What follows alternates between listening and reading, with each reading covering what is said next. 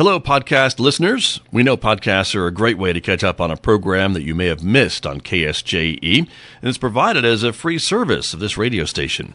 But you know, KSJE is now listener-supported, and so while you enjoy this podcast, we hope that you'll also take some time to join KSJE. Become a member today. It's quite easy to do. Just go to our website at ksje.com/support and pick the level of support that best matches your budget. Thanks again for listening. Here's your podcast. This program is supported by San Juan Regional Medical Center, who's expanding its services to offer low-cost blood screenings all year round, now offering walk-in convenience to get the blood tests you want when you want them. MyLabs, patient-ordered testing, is available in Farmington at the hospital's laboratory and the Outpatient Diagnostic Center on 30th Street. Also in Aztec at San Juan Health Partners Family Medicine at 120 Llanos Street.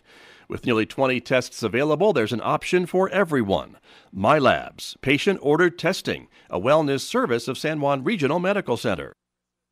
Well, now let me turn to my guest who has been waiting patiently here in the studio to talk with us this morning. Melissa Porch is here from North Allen Co-working and Venue. Good morning. Good morning. Thank you so much for having me. Thank you for coming in this morning. Yes. We've been wanting to talk for a long time about this idea that you've had, and so I appreciate you being here to talk a little bit about this whole concept. And so let's start there, I guess, by talking about what co-working is, because I imagine that's a question you get all the time. It is. It's something brand new to Farmington. It's an incredibly fast-growing industry worldwide.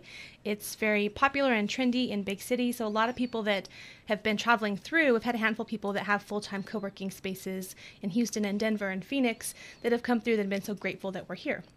And so the idea being is that it's a space where folks can go and set up an office for an hour, couple hours, day, couple of days, what have you, right? It's pretty flexible. Flexibility really is the key.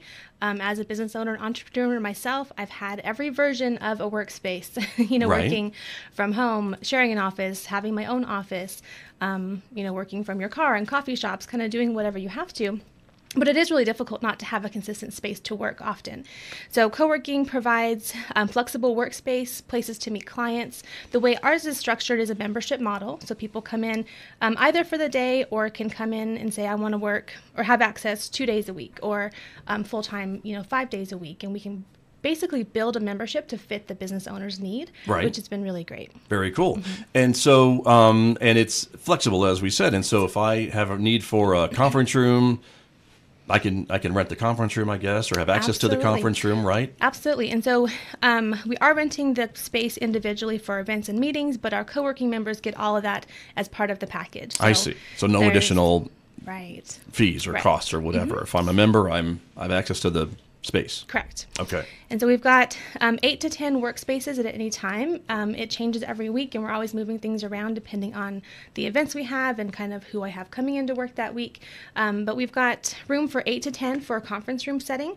But again, if someone was coming in and wanted to host a meeting or set up more as a desk, scenario to meet clients, we could cater to that. It's been fun to see all the different ways that people are using the space. Pretty flexible. Yes. Exactly. Well, that's good to know. And so this whole concept, I guess, where did you come into contact with this? Is this something you saw somewhere else and thought, let me bring this to San Juan County and see how it goes? It is. And part of it is just from my own experience in my career and as an entrepreneur, trying to figure out how exactly to have a professional workspace, have it be cost effective, and make it work long term and be flexible, because that's the ultimate goal of entrepreneurship, is to have that flexibility. So really from my own experience and struggle to do that, I had seen co-working models in other places, or some in Durango, that have been a great model that I've learned from. And part of it was the bigger vision for my women's networking group and some of the business coaching and workshops that I was doing was to have a physical location for all of that. Right. So this project was not really planned for this year, but the property became available. I was in transition and really expanding what I was doing for my business. And so it was just a kind of a natural thing that kind of fell into place. And so we launched the co-working space and have kind of been adapting and letting it evolve over the past 8 months. So Gotcha. It's still very new. Yes. Sure. And so in places, so people may be familiar with this in places like Durango and maybe bigger cities, I guess, where this is taken off as well. And I guess for people that maybe work from home or telecommute or things like that, which we always hear about, and as we try to diversify the economy, those location neutral jobs are one thing that we're been talked about, of attracting people who work in those jobs to live here, and just all they need is a laptop and a cup of coffee and they're good to go. Right. And so that's kind of where I view the bigger potential and resource that co-working is to the community in general, to business owners, to really anyone that needs a really great place to work that's not noisy or isn't their house. Right. Especially when you do have a home-based business, it's amazing how, personally speaking, how much more efficient you can be, how much more work you can get done when you give yourself, focused work time and aren't constantly being distracted with things at home and, all of the things that happen. So for me, it was a game changer in business, and so I see it in other business owners as well that have used it. So I'm excited to see it catch on. We are the first independent co-working space here in Farmington, so it's a new concept spreading through word of mouth. Right. But an incredible opportunity for anybody that is trying to run a business and needs that separation from their home, Sure. home office. And that's interesting because some of us would think, or I've always thought that, wow, if I could just work from home, I could just shuffle around in my slippers and I could just do my stuff and, get everything done. I'd be so efficient and so it's very happy. double-edged. But then when you think about it, maybe not, because then you're home and you're thinking about all the things you need to be doing at home and not for the office. Yes, it's really difficult. I mean, it's wonderful to have the option to, and so I'm very grateful that I've had that. But it is also incredibly difficult. And if you have kids at home or you have, other people, when you're home, people think you're available. And, right. I'm working. Yeah, Just because I'm at home, we're still working. So it is a wonderful benefit to have. But yes, it is more difficult than it sounds until sometimes people get into it and realize how daunting it can be to truly run a successful business from home. So we're kind of a supplement, work from home, co-work part-time, and it adds a lot to the work-life balance, and we don't feel like we're just constantly, trying to wade through all the distractions. We can be in work mode, get the work done, and then go home, and then go about our day. So. True. And that's the whole idea. Yes. We're getting lots of comments on our Facebook page this morning. So good morning, everybody. Good morning. From hello to Aztec and hello to everyone else who's listening this morning. You have a lot of fans out there who are watching us this morning. And if you have a question for Melissa about co-working or about the space, we invite you to chime in. You can just write a comment on our Facebook page if folks are watching, or if you want to actually call us. That is a really old-fashioned radio thing to have a call-in show, but we can do it. Give us a call, and the phone number here is 505-566-3909. 566-3909 is the number to KSJE, and you can ask your question as we talk about co-working and what it means to Farmington and San Juan County. And I mentioned the ideas to kind of diversify the economy, and this goes right along with that, I suppose. It does, yes. We are also the chair of the #Work Farmington Committee and Initiative, part of the Joel Your Journey campaign and the action team. I was involved in that when it first started, and then kind of left and had all of my career transition, launched the business coaching. Once I opened North Allen, I got back involved and saw the opportunity to use what we're doing anyway as a resource for people to see Farmington as a great place to work in all ways. So not, again, using the diversification aspect for location neutral people, entrepreneurs, online entrepreneurs, that really would be wonderful additions to our community, but we need to be able to serve them in a better way. And so co-working is one piece of that. That's all kind of new. Right. So, again, it's kind of evolving as we go, and I'm kind of letting that happen. Sure. And being okay with that. And so the ideas that have been coming in are great, but for now it's I'm kind of just a resource center and a hub where any business owner, anyone new to the community could schedule time with me, just come by the building. And I've got so many connections that have been in the business community myself, fighting my way as a solo entrepreneur, right. That I can point them in the right direction. Maybe co-working is for them. Maybe they need to go to the Enterprise Center. Maybe they need to, be connected to someone else. But I feel like that's my role there with the #Work Farmington, which is really exciting. Sure. And that #Work Farmington goes along with the #Live Farmington and #Play Farmington and some of the other hashtags that we are being exposed to as part of the Convention and Visitors Bureau large encompassing branding campaign, which Yes. goes into their marketing as well. So this is what you're talking about. This is all kind of working, hopefully, in the same direction. It is, and it's all about shifting the perspective, of our community, seeing it in a new way, seeing it as a truly great place to live, work, stay, and play, right? And so my part of that will expand more into employer markets and how we serve employees who work here. For now, it's more, since that's what I live and breathe every day, is the entrepreneurial side.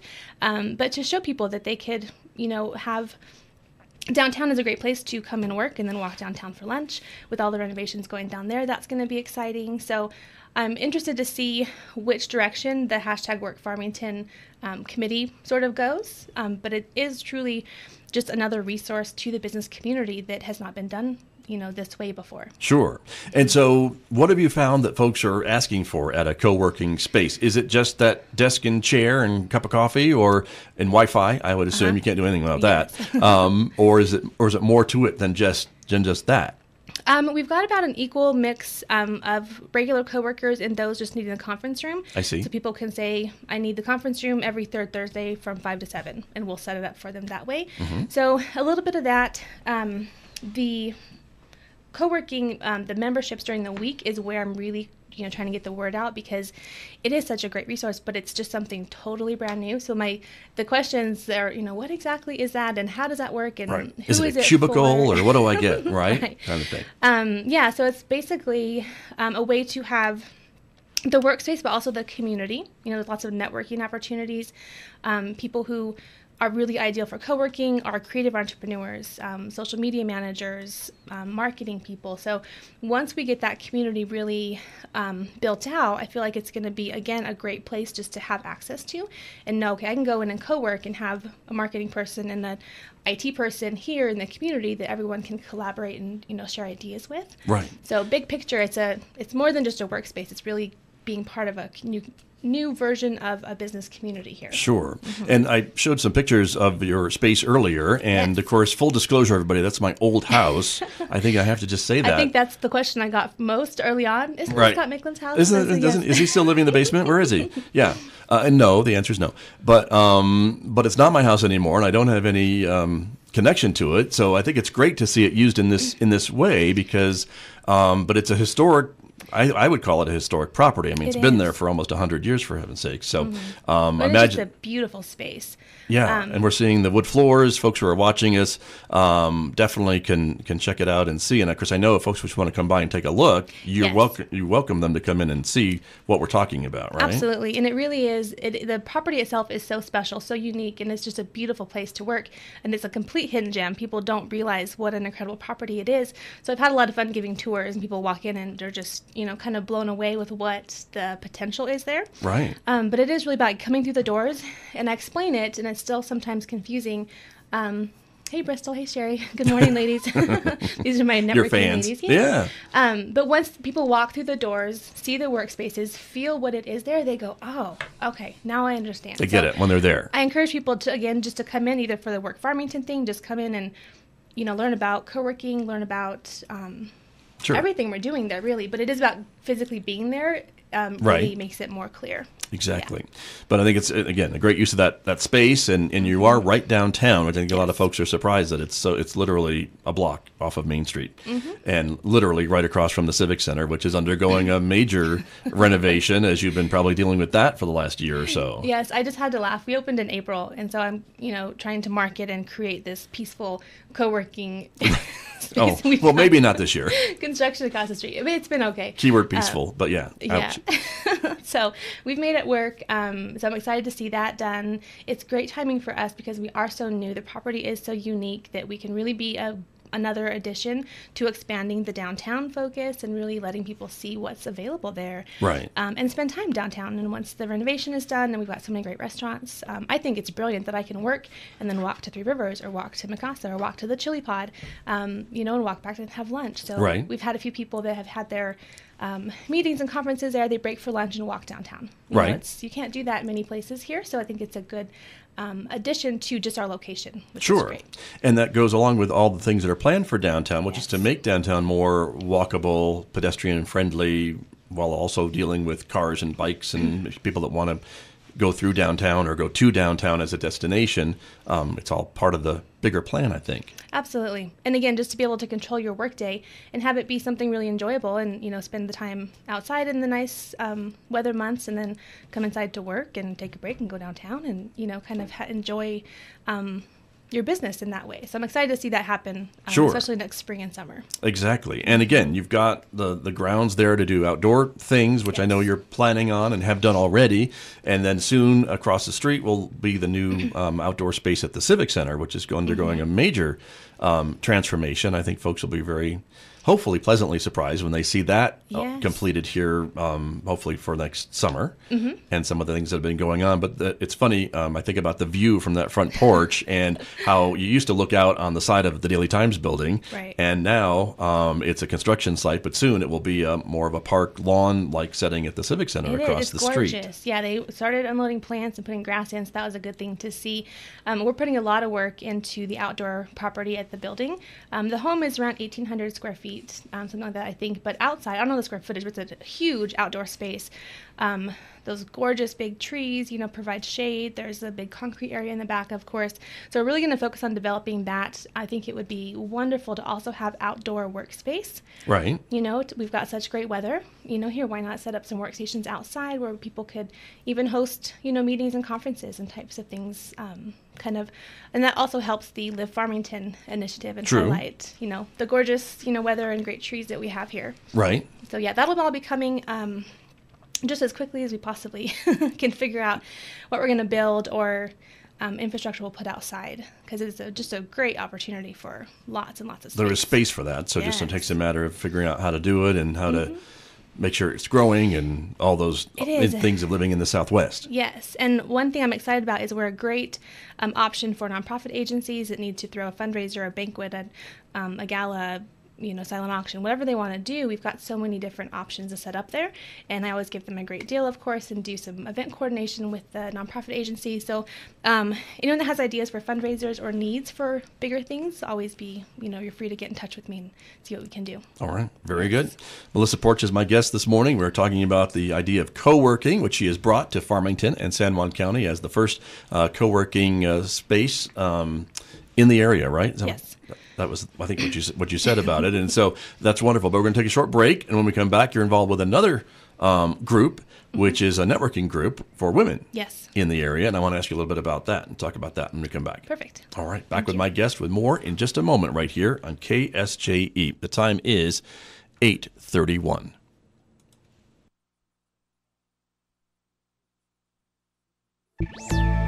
That time, it was illegal to fix your own electronics for almost 20 years. From American Public Media, this is Marketplace Tech, demystifying the digital economy. I'm Molly Wood. Marketplace Tech is supported by Amazon Web Services. Over 1 million customers use AWS's cloud tools, functionality, and experience to dream big and build fast. Learn more at awshow.com. And by Baird, providing global financial resources and market expertise to clients the world over. rwbaird.com has more information. Once upon a time, when something you owned broke, you fixed it. We never even considered whether we were allowed to fix our products until the year 2000, when the Digital Millennium Copyright Act made it illegal to circumvent any tech that locked up devices without authorization. So John Deere started telling farmers it was a copyright violation to fix their tractors, and Apple started telling us it was a copyright violation to fix our iPhones. Just last month, the U.S. Copyright Office finally decided that you do have the right to fix your smartphone, lots of other electronics, and tractors too. Kyle Wiens is CEO of iFixit, a company that creates repair guides for electronics and sells tools and replacement parts. He told me we may have the right to repair, but repairing things isn't as easy as it used to be. This is a trend as you add electronics to more things. We have diagnostic codes on a car. You can't really repair a car without a computer anymore. You can't repair a tractor without a computer. And so this is going to be a trend that will continue, where our products are going to get smarter. They're going to require advanced diagnostic software in order to fix them. What this ruling does is it says, look, it's legal for you to make your own diagnostic software or for you to break in, maybe jailbreak your phone. What's going to need to happen next in order to completely open this up is we're going to need right to repair legislation to get the manufacturers to share their diagnostic software with the rest of us.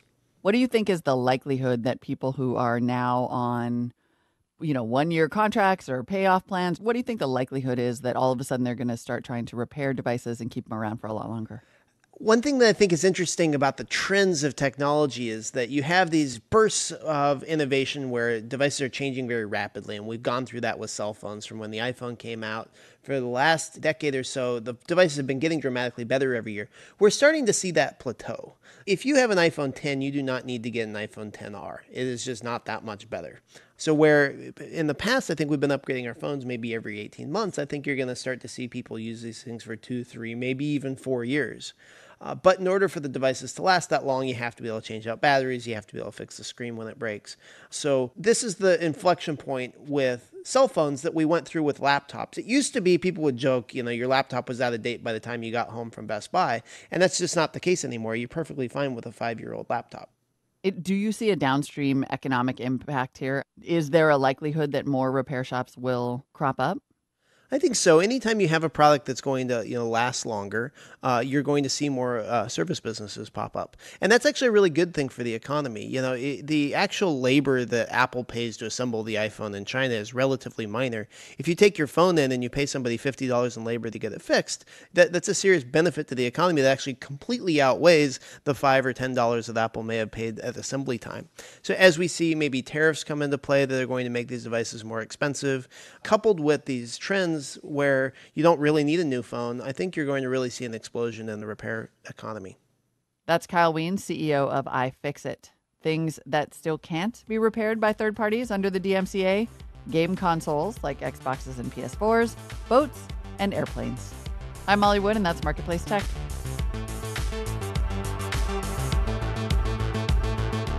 This is APM.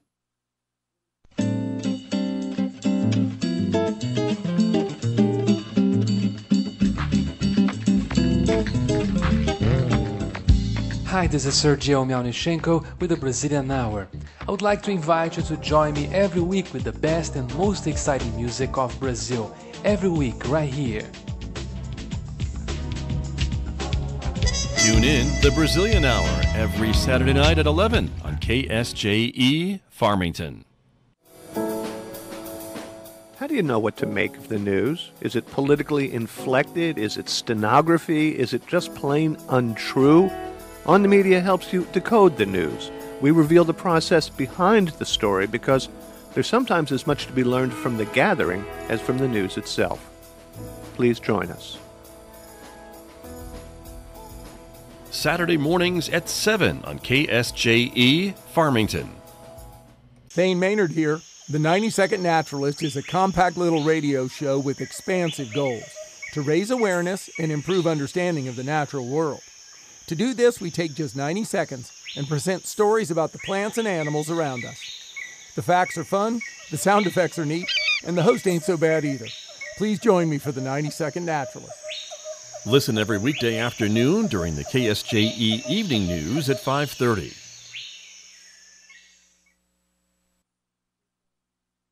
KSJE is supported by San Juan Regional Medical Center, your community hospital with a rich heritage that dates back to before New Mexico was a state. We've been improving the health of the Four Corners since 1910. As a nonprofit hospital, San Juan Regional Medical Center is a values-driven organization. We strive to deliver on our mission to personalize health care and create vitality and enthusiasm in healing. We are here for you when you need us, offering a comprehensive range of inpatient, outpatient, and emergency care services.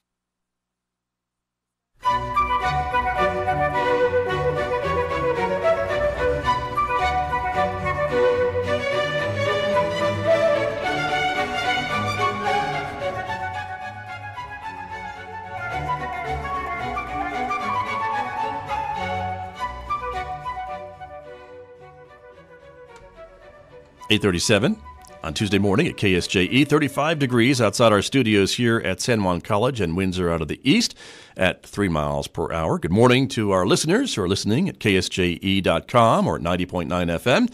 And good morning also to our viewers who are watching us this morning on the KSJE Facebook page and YouTube channel. Welcome aboard, everybody. Our weather forecast, we are expecting a mostly sunny day for the next several days, as a matter of fact, but a bit cooler. 59 today for a high, 58 tomorrow, 53 by Thursday, maybe 49 on Friday, and 50 for the weekend. Overnight lows, take a look, mid-20s on tonight, upper 20s tomorrow, but 20 degrees on Thursday night. So cooler weather certainly is here. I'm Scott Michlin. My guest on the radio this morning, Melissa Porch, is here, and she is with North Allen Co-working and Venue. And also, we've asked her to put on her other hat for this part of the program to talk a little bit about BGN, which is the women's. No, it's B. No. Help me, I've messed it all up, haven't I? I'm so right. Sorry. Did I get it right? You did. This BGN Women's Networking Group, which stands for Believe, Give, Network. That's what I was trying to get out. Thank you. Yes. And I'd written it down, and then I lost my note. So thank you. But this Believe, Give Network is something that you're also involved with, and tell us a little bit about that. Yes, so this is a local women's networking group that we started little over 3 years ago, kind of like North Allen, the co-working, out of my own need as a business owner to have really high quality networking in a little bit of a different way, and kind of cater that to the way women run businesses. So it's been incredible, the support through my local group. We're about to cross 700 local ladies following our Facebook group page, which is incredible. Right. It has just literally from the first event just snowballed and taken off. So it's been great to watch grow, and has been so inspiring, really, to see these women come together. And the goal of what you hope to accomplish by bringing everyone together like this is what? It is. So it's all based around the three philosophies, which are Believe, Give, Network. So Believe is about believing in the power of our influence as women, as business owners, as involved community members. You know, everything that we do really matters. We need to own that, believe in ourselves, and believe in our influence locally. Right. So that's part of it. Give is about to give back to the community. Anytime we get a group of really influential people together, a group of powerful women together, we can create a lot of great things for the community, local nonprofit agencies. So that's the give portion. We're always open and sharing ideas for nonprofits. We have a handful of development directors that are members of the group that come. Right. Excuse me. And then network is to network on a higher level through really high quality relationships. So what we do, we have 2 to 3 events a month, as opposed to a lot of kind of traditional networking things are once a month you come, you pass business cards, and you go about your way. So we're a little bit more relationship focused. So when you come to an event, one, it's very welcoming and warm. I'm so proud of the women that are attracted to the group, really high quality people. I'm from Farmington, grew up here, and the amount of new women that I've met that just are some of the best people that I've connected with has been amazing, everyone kind of coming together. So the networking side is on a higher level. We do more than pass business cards. We give a lot of referrals, but it's also about the support and encouragement and collaboration that naturally happens when you get these really great women together. Right. Mm-hmm. Very cool. And so again, this is a new concept for Farmington. I mean, there certainly have been women's groups here before, but maybe not with this business focus, which is what you're talking about. Right. And we do 2 to 3 events a month, like I said, and they're very, we average between 8 and 20, people, which again, I'm always so impressed that we've been doing this for 3 years. We have 2 to 3 events a month, and we consistently have new people coming. So it's that's what networking should be. It shouldn't be the same people over and over and over again. If you're really trying to expand your network and create a business or support your cause, whatever it is, you need new people and constantly growing. So we've really been able to exemplify that as, and I meet people all the time. I feel like I talk about it everywhere I go, right. But I meet women all the time that don't know about us yet. So it's been really, really great to see what we do work so well. Sure. Mm-hmm. And that is a lot about what makes a successful business so successful is that networking. You can do as much marketing as you can, but until you kind of make some of those relationships, those one-on-one relationships, it really does open up a lot more doors, I think, for you. It does. And in a community like ours, good morning, Sherry. It is an incredible opportunity. It's been a complete change in the way I run business, changed so many things for myself personally, and I've seen it work for other women too. So, what was it? Oh, for the way our community works, it is very, there's enough business and opportunity in our community, but we are still able to really capture the in-person relationships. And so I love that about our community. We're not that big just yet, right? I always say there's plenty of business to go around, but you can still work by word of mouth and get referrals. And I've done it, and the group grows that way also. Sure. So it's been I had one vision for the group, starting out when you think up something, and it has completely changed and evolved, which has been great. And we're really now even stepping it up some more. And I've just created the Believe Give Network Women's Business Center. Now that I have the beautiful co-working space and can host things there. Right. North Allen is the host of the Women's Business Center, which is brand new. Mm-hmm. Gotcha. And that is designed to, again, provide resources for women who are in business, or what about women who maybe want to start a business? Absolutely. So the Women's Business Center, we have Tuesday evening workshops, all focused on everything from, we're doing vision boards right now, kind of gearing up for next year and what we want to create in our life and business. We do talk a lot about the work-life balance, because as women, we wear so many hats, right? And so that's really that higher level. We connect on that level also. But we have a personal branding workshop next week. We do content marketing, online marketing, how to network, introductions, finding the confidence to really get out and network this way. So we kind of have a very broad spectrum, but Tuesday evening is the new addition to the center workshops. But again, I'm kind of available anytime for women to come in, see the space, learn about the group. I can point them in the right direction. And then the networking group is part of, it was the, kind of where we got started, but now we're kind of up-leveling and creating the center, which the networking group is a part of. Right. Yes. And so with all this going on, what's next? We'll see. Where do we go from here, right? I think just continuing to own and capture and leverage that potential we have to really support business women in a new way. There's so many women that, have side businesses, are professionals, have very successful careers, but the way we connect and network is just different. And it's, again, kind of like the co-working space. And I can talk about it and they can watch us online and see what we do. But until they come to a group and they feel what we're actually all about, they go, oh, okay. All right, now I understand. And then, they continue to come sure. back. Mm-hmm. And again, I keep taking it back to the idea to diversify the economy or help other entrepreneurs. Or we always hear about the economy is driven by a lot of these smaller businesses, not the big major corporations that we always hear about, but it's really the small mom and pop businesses that drive the economy in many of our communities. I think Farmington is no different. Absolutely. And so this is kind of what we're talking about, right? Is to kind of encourage this type of development, entrepreneurship, to think about what our community needs as we talk about outdoor recreation and some of these other things that are being focused on, as to try to, again, reduce our dependence on the extractive industries. I mean, all this plays a role, I think, in what you're talking about. It absolutely does. And I think with all the volatility and things that happen, a lot of people are going to home-based businesses and looking for a side business, something that they have more control of, when the economy and industries change.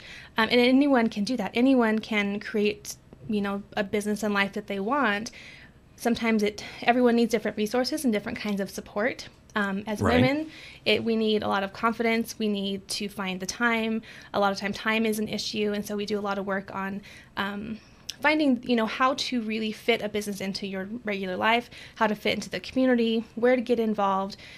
So since I do go to a lot of meetings, and I've been able to really work my way into this role really through networking over the past 5 to 8 years, and just kind of finding my place, and now seeing it's kind of time for me to sort of capture and kind of be the one to lead and kind of create this new place for businesswomen to come and connect and be supported. And then I can send them to the chamber, and I can send them to the action team meeting, or send them to the enterprise center, whatever that next step is for them. Or maybe it is just running the home-based business and networking with us. Maybe that's what it is. And then the business coaching opportunity, bringing in more resources, not just what I can teach, but having other people come in and teach workshops, and eventually we'll have a women's conference, there, and kind of just keep letting it expand. I literally changed and rebranded about a month ago with this business center, and put up the Tuesday evening workshops. So I'm just going to let it keep evolving and just keep doing what we do, and see, what ideas come. I'm always open for ideas and collaboration. I get lots of great ones, so feel free to send them over. That's good. But there's definitely, you feel a need for this organization and what it's doing in our community to help other women like yourself to get into business and to kind of navigate their way through some of these uncertain waters that we find ourselves in. Absolutely. And I talk about confidence so much, but that really is the biggest lesson I've learned, is that it takes so much confidence to say, okay, I'm going to run a business. I'm going to do these things and fit it into my day. And maybe I have a full-time job and I'm going to run this business. Like, how are you going to do that? So having resources and that higher level relationship and personal connection to support all that and let them know, like, yes, you really can do it. No, you're not alone. There's a lot of us doing it. And I think that was one of the things I personally experienced when we first started it was they're like, oh, there are other businesswomen in the same boat. We're all doing different things and not connecting. So, and that was the resounding, like, refreshing, like, oh, okay, like, we all need this. We need each other. So yes, kind of being a way to get women more connected, give them the inspiration and the tools and the confidence, again, to run a business, however they want to. And we're very diverse. That's been something that's been really great is we have realtors, professional career women, we have nonprofit development directors, at-home businesses, online entrepreneurs, a little bit of everything. And it's consistently been diverse, which I think is really important, again, to building the kind of network you need to really get things done. Right. Yes. And again, a lot of folks may say, but we've got an economy that's somewhat struggling in this area because of some of the bigger industries that are going through some transitions and some changes. Is now the right time for this talk about new businesses or small businesses or things like that? I imagine, do you get a lot of folks who are kind of unsure about the future? I think none of us have a crystal ball, so it's hard to predict what's to come, but What do you tell them? Well, I think the local businesses are here. The at-home businesses, we're all already here. Whatever we can do to be more connected and do things more as a connected effort and as a movement and support that movement, because I think that it's really easy and to just get stuck at working on your laptop at your home, feeling like you're kind of isolated, and that is one of the really difficult things about being an entrepreneur is that it can be very lonely. Right. You really are. There's a saying, you're in business for yourself but not by yourself. I take a little different approach, and I think that's true. There is support, but it really is up to you. You truly are in it, and you've got to find a way to make it work. So I think that, to answer your question, that the entrepreneurs are already here. We can get more of them coming here and seeing this as a place that really supports an entrepreneurial lifestyle with resources like networking and co-working and things. And that is a tremendous addition to the diversification need. So right. I think it's already here. The better we can support and connect everyone. And I see it a lot, and there's lots of great things, but they're all, doing their own thing. And sure. kind of, you have to know how to get into things sometimes. So I feel like that's my spot. I can show them how to get into those places. Got you. And we're getting some messages about some other locally owned businesses Yes. Owned by women. And so if there is someone watching this morning or listening to us this morning who is a woman who owns a business or whatever, but has not yet heard about your group, they can reach out to you and get a hold of you, right? Absolutely. So the website for everything is believegivenetwork.com. There's a calendar of events up there. We have a group in Durango, so we're expanding, to other areas as well. And then on Facebook, you can just type in BGN Farmington, and you'll find our group page, and you can see I post. This is going to be a very busy month, so I've been putting a lot of for things. Everybody. That's true. So you can get on there and see local events and other networking opportunities, not just our group. Okay. Are on there, so it's a great resource, and that's all free. Good. Anyone can get on there. Wonderful. Good to know. And then to back up just a bit about the North Allen co-working and venue, same thing, right? You've got a website and a Facebook page, I think. It is. So northallen.com. You can go on and see some more pictures, look at the membership options for co-working. Again, it is truly customizable and flexible. So I think the best thing people can do if they're interested is just get on the contact page and email me, and we'll set up a time to meet at the building and give them a tour and talk about how co-working can really support their business in a new way. Very good. And the Facebook page, too. Is, North Allen Co-working and Venue. You'll find that on a business page on Facebook. All right. Wonderful. Melissa, thank you so much for coming in this morning. Great to learn about all the things you're doing for the community and for businesses in the community. So much continued good luck. Thank you so much. You're very welcome. Melissa Porch is my guest here on KSJE. I'll be back with more in just a moment. We'll check on some of the animals up for adoption this week at the Farmington Regional Animal Shelter. That is coming up next. The time right now is 8:52.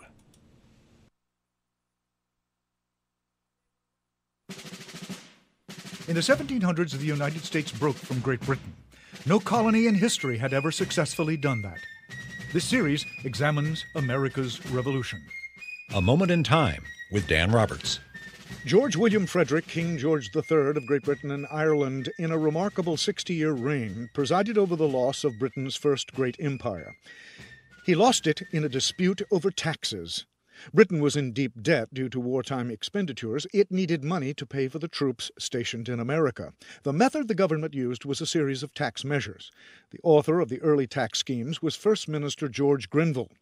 He first tried a tax on sugar, really a tax on the molasses used to make colonial rum. Then came the fateful stamp tax, which required colonists to use for all important legal documents paper bearing a governmental crest or stamp, the sale of which generated money for London. Grenville would probably have tried to force compliance with the taxes, but he was out of office because he had irritated the king on a series of pretty petty personal reasons. He replaced him with Lord Rockingham. But in the end, Parliament, though angered by American rioting, reluctantly repealed both the sugar and stamp taxes under pressure from the merchant community, whose business was suffering because Americans had cut back on the consumption of British goods. Next time, the prince bends in defeat. At the University of Richmond School of Professional and Continuing Studies, I'm Dan Roberts. A Moment in Time with Dan Roberts is produced at the University of Richmond in cooperation with WCVE Public Radio. Our theme music is composed by B.J. Liederman. Our sound engineer is Rob Richards. Transcripts, podcasts, audio, and video are available at amomentintime.com. To find out how your company can help bring history to life through a sponsorship of A Moment in Time, contact Dan Roberts at droberts@richmond.edu and look for us on Facebook at Moment in Time Series with Dan Roberts. KSJE is a listener-supported radio station licensed to San Juan College in Farmington, New Mexico. We're thrilled to be able to offer new, innovative, and unique programming. But we need your help. See all the ways you can support KSJE by going to our website at ksje.com/support. This is 90.9 FM, KSJE, Farmington, New Mexico. 8:56, KSJE, you're listening to the Scott Michlin Morning Program, and good morning to our viewers who are on Facebook and YouTube with us, because it's time to take a look at some of the animals available for adoption, dogs, cats, puppies, and kittens from the Farmington Regional Animal Shelter. It is our Adopt a Pet Tuesday segment, and joining us, as she does every Tuesday, is Amber Francisco from the Farmington Regional Animal Shelter. And Amber, good morning. Good morning, Scott. Thank you for being with us, and as usual, no shortage of dogs or cats at the shelter this week, correct? Unfortunately not. We're still pretty full and could use people to come down and adopt a cat or a dog or a puppy. All right. Very good. Well, let's talk about some of the ones that are available. You've, again, sent us some photos so folks who are watching can kind of see the animals that we are talking about this morning. And so Xander, I guess, is up first this week, right? Yes, Xander is a 1.5-year-old shepherd mix. He's looking for a new home. He's got a lot of energy, so he needs an active home and someone who can show him the ropes and teach him some manners. He loves to go on walks, and he's just a happy-go-lucky dog, and he's ready for adoption and needs to go home today if he could. He could go home today, right? He's ready to go. Yes, he could. He's neutered and ready to go. Bags are packed and waiting at the door, maybe, right? But he looks like an active dog for sure. Yeah.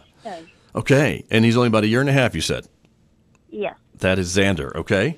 And tell me a little bit about Rocky. Rocky's a bit older, 4 years old.